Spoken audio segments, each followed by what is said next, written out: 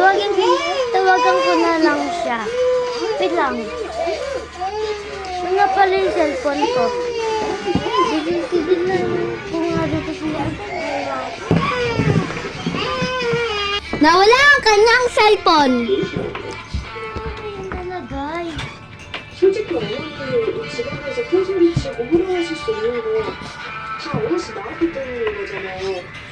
근데 왜 아들한테 힘들어해서 Siguro na lang tawagan ko na.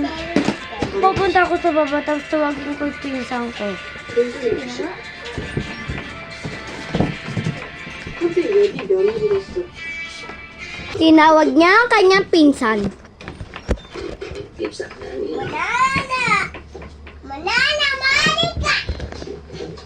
Pinsan.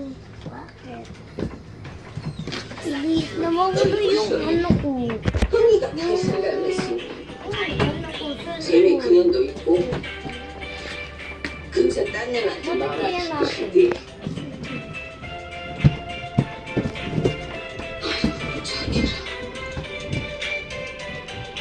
Yun. Nahanap na ang kanyang cellphone. Kuya yun. Thank you, pinsan. Hinahanap ng bad girl ang kanyang makeup. Kaya yun. Kailangan ko pa naman yun. Tawagin ko na nga yung pinsan ko.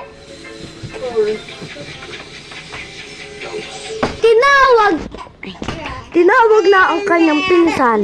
Pinsan, tulungan mo nga ako maghanap ng makeup ko. Kanina ko pa yung